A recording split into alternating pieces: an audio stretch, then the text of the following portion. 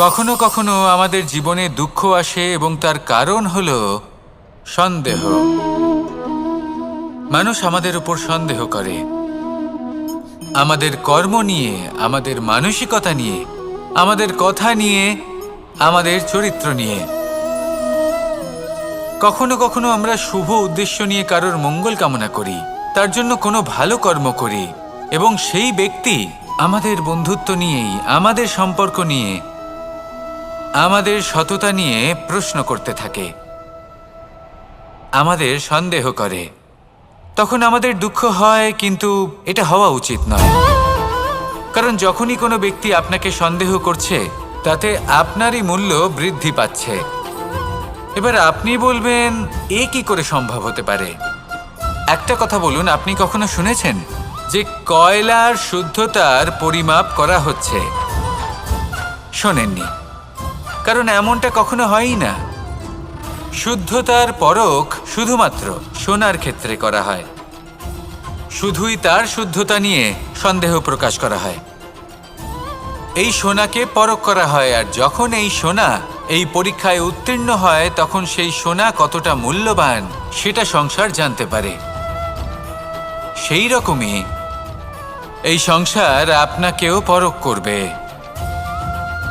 যখন আপনি এই পরীক্ষায় উত্তীর্ণ হবেন, তখন আপনার মূল্য কতটা অধিক সেটা এই সংসারও জানতে পারবে। সেই জন্য যখনই কেউ আপনার উপর সন্দেহ করবে, দুঃখ পাবেন না। শুধু এই কথাটার খেয়াল রাখবেন, আপনি কি উচিত পথে চলেছেন, উচিত কর্ম করছেন।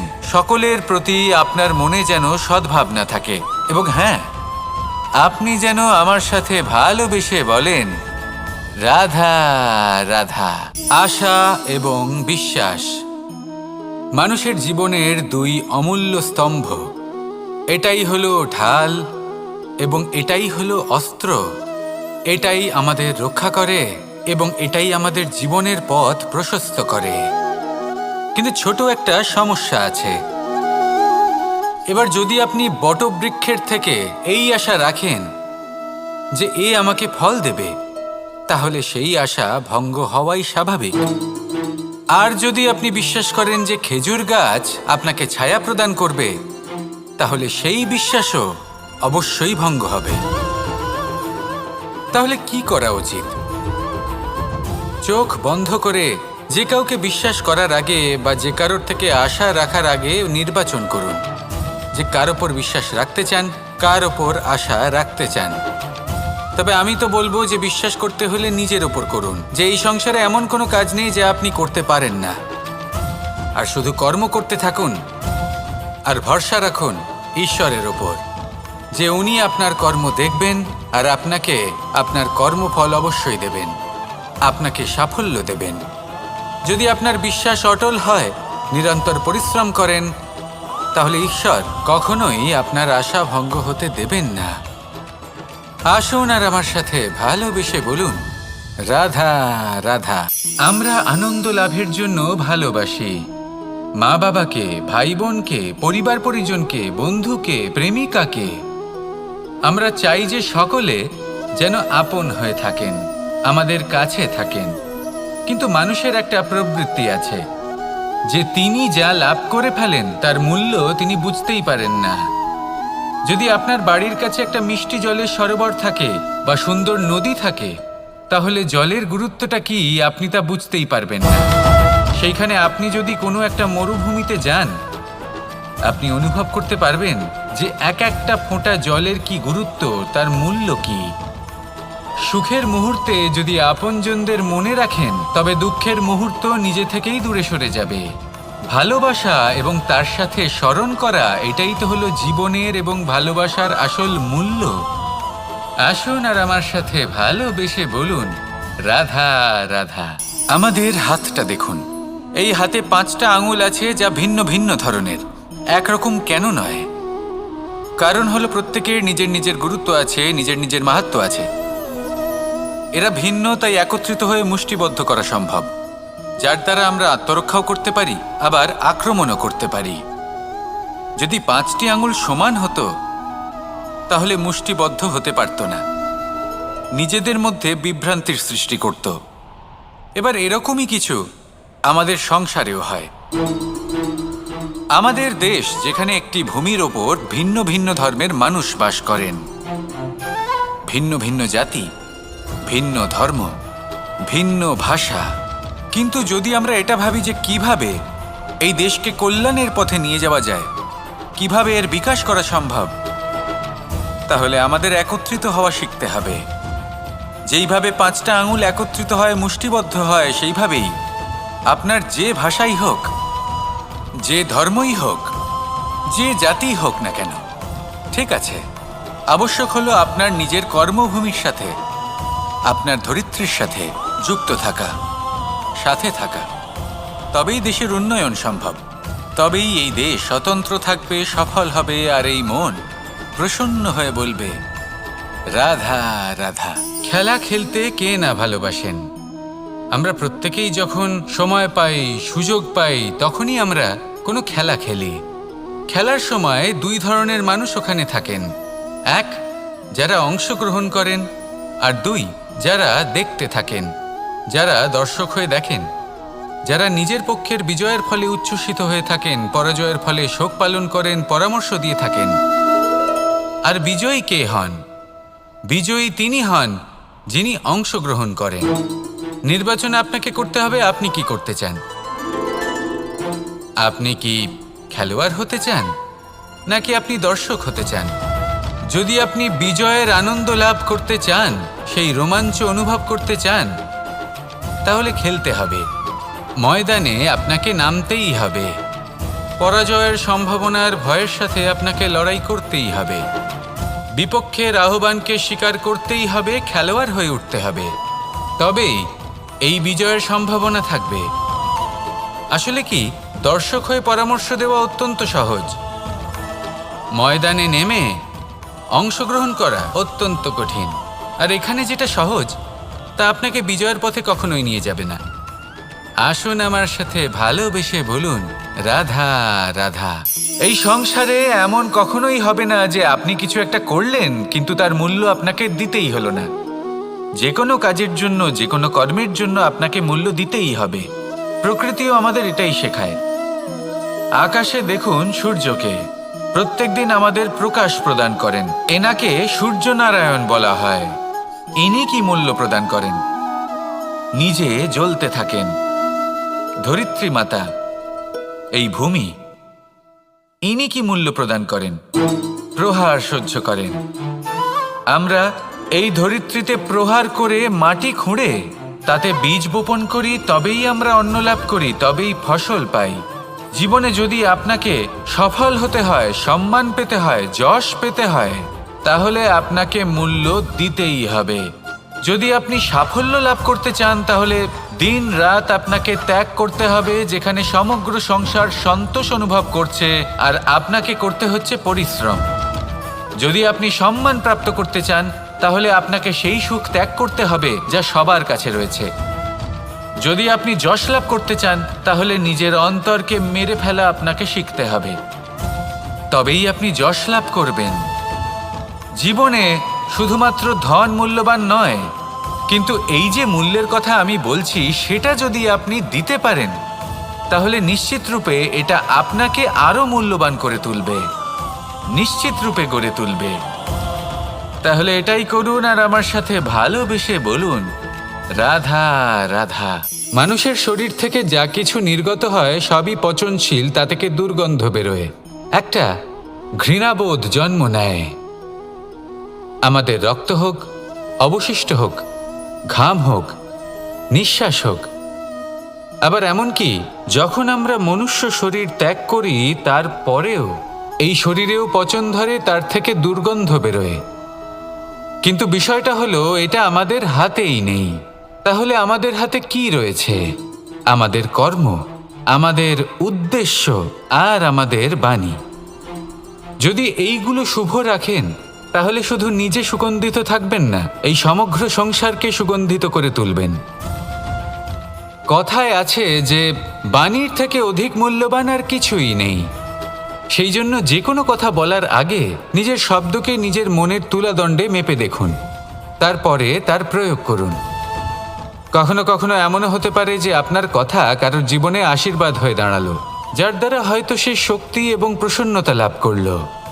আবার এমনও হতে পারে যে আপনার কথা হয়তো কারোর মনে এমন আঘাত দিল, সে সেই আঘাত কোনোদিনও ভুলতে পারল না। আসুন আমার সাথে ভালোবেসে বলুন, রাধা রাধা। যদি আমি স্থির করি, যদি নিশ্চিত করি একটা মূর্তি গড়ে তুলব, আর কিছুক্ষণ সেই কাজটা করে আবার কিছুক্ষণ পরে বন্ধ করে দিই, আবার কিছুক্ষণের জন্য কাজটা করে আবার সেই কাজ বন্ধ করে দিই, আবার কিছুক্ষণের জন্য কাজটা করে বলি ক্লান্ত লাগছে, কিছুক্ষণের জন্য বিশ্রাম নিয়ে নিই, যদি এইভাবে আমি কাজটা করি তাহলে কি এই কাজ উচিত সময় এবং উচিতভাবে সম্পন্ন হবে? কখনোই নয়। শুধু তাই নয়, যে কোনো কাজ যদি পূর্ণ করতে হয়, উচিতভাবে করতে হয়, উচিত সময়ের মধ্যে করতে হয়, তাহলে প্রয়োজন সততার এবং অখণ্ড প্রচেষ্টার। সততা ছাড়া আপনি যে কাজই করুন না কেন, উচিত সময় তা সম্পূর্ণ হবে না, আর মনোবাঞ্ছিত ফল আপনি কখনোই পাবেন না। তাই যে কাজই আরম্ভ করুন না কেন, সততার সাথে এবং অখণ্ড প্রচেষ্টার সাথে করুন। তখনই কর্ম এবং তখনই এই জীবন সফল হবে এবং এই মন প্রসন্ন হয়ে বলবে, রাধা রাধা। কেউ আমাকে মাখন চোর বলেন, কেউ বা আমাকে মুরলী মনোহর বলেন, কেউ আমাকে যুদ্ধবিমুখ বলেন, কেউ বা আমাকে সুদর্শনধারী বলেন, কিন্তু আমি আসলে কে? আসুন, আজ আমি আপনাকে আমার আসল পরিচয় জানাবো। বাড়িতে সুস্বাদু মাখন থাকা সত্ত্বেও গোপীদের কাছে সুমধুর ভালোবাসাপূর্ণ বকুনি খাওয়া যে ভালোবাসে, সেই হলো কৃষ্ণ। আঙুলে সুদর্শন চক্র থাকা সত্ত্বেও যে রথের লাগাম ধরে থাকবে সেই সিদ্ধান্ত নিয়েছে, সেই হলো কৃষ্ণ। দ্বারকার মতো অনন্য রাজমহল থাকা সত্ত্বেও সুদামার মতো সখা যার অত্যন্ত প্রিয়, সেই হলো কৃষ্ণ। যদি আপনার মনে প্রেম থাকে, আপনি প্রেম বিতরণ করেন, সবাইকে ভালোবাসেন এবং ভালোবাসা রক্ষার খাতিরে শস্ত্র হাতে নিতেও আপনি সক্ষম থাকেন, তাহলে আপনি হলেন কৃষ্ণ। আসুন আমার সাথে ভালোবেসে বলুন, রাধা রাধা। ব্যায়াম, এই শব্দ আমরা সকলে শুনেছি, আর এটা সারা জীবন আমাদের সাথেই থাকে কোনো না কোনো রূপে।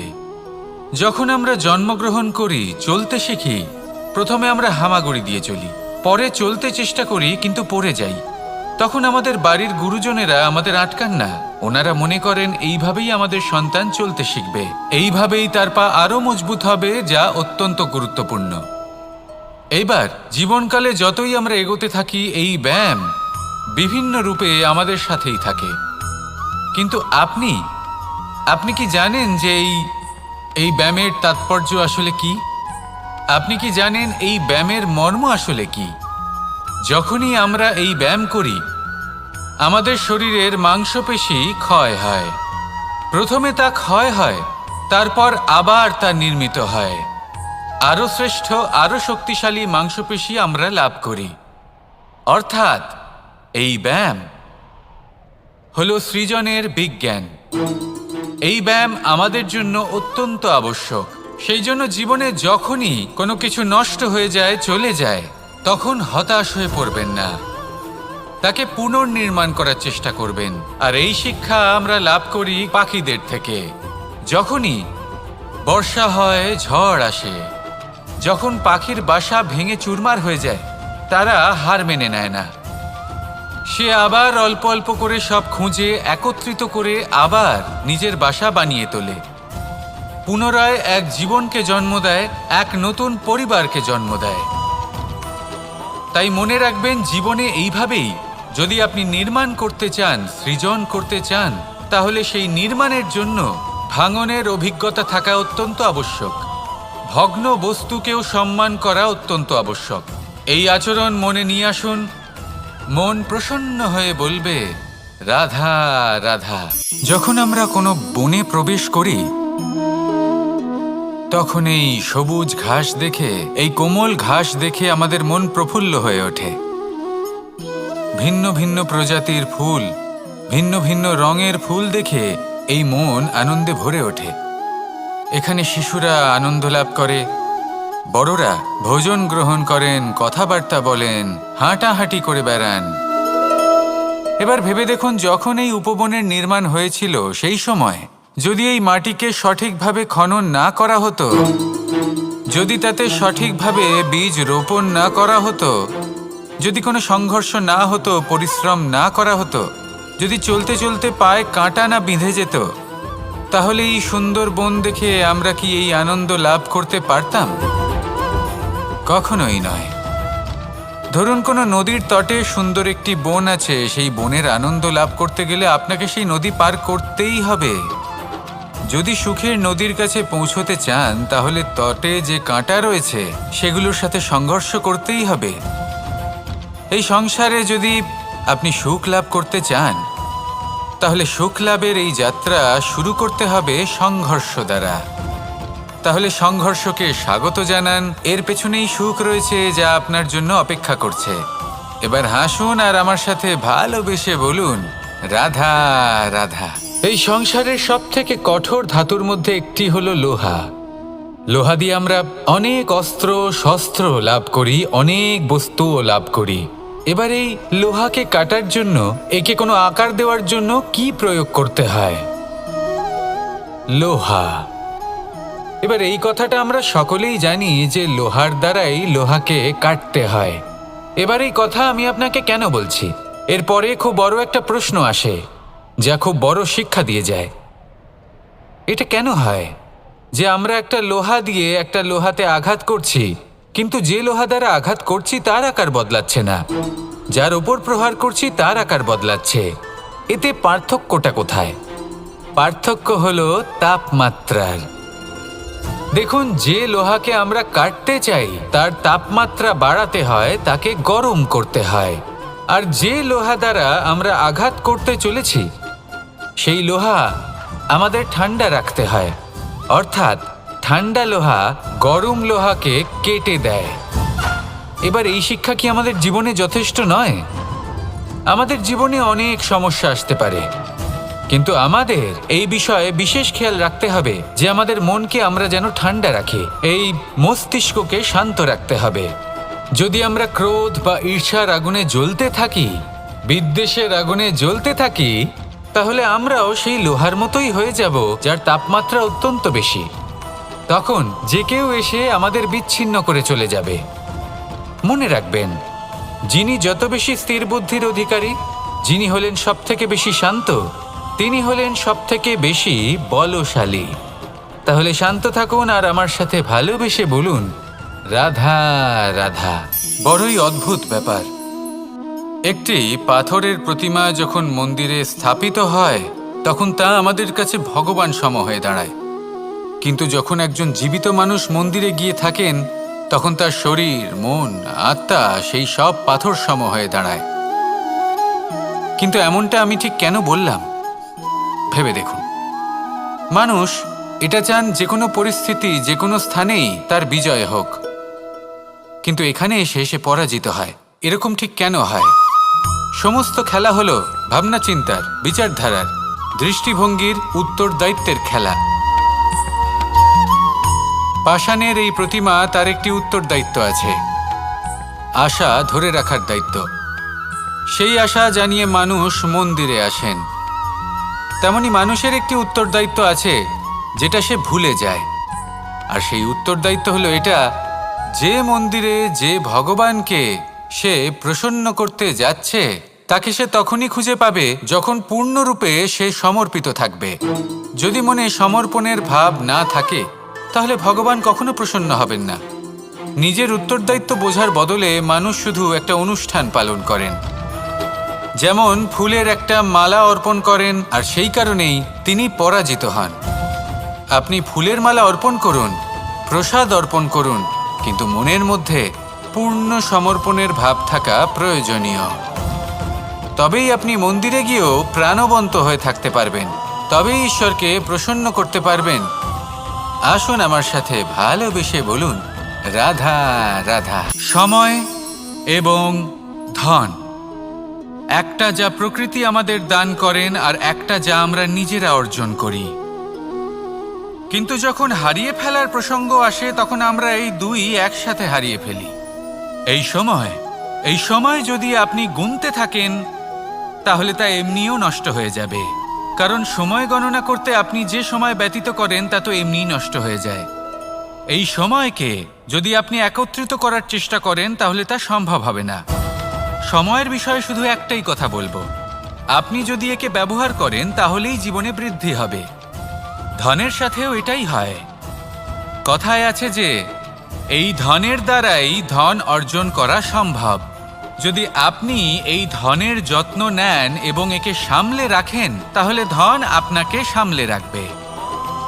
এবার সময় আমরা প্রচুর পরিমাণে পাই, কিন্তু তার অর্থ এটা নয় যে আমরা তা নষ্ট করি। বাস্তব অর্থে সময় তা অত্যন্ত মূল্যবান। এর সদ্ব্যবহার করা যদি আপনি শিখে যান তবে এই সময়ও আপনাকে অবশ্যই অতি মূল্যবান করে তুলবে। আসুন আর আমার সাথে ভালোবেসে বলুন, রাধা রাধা।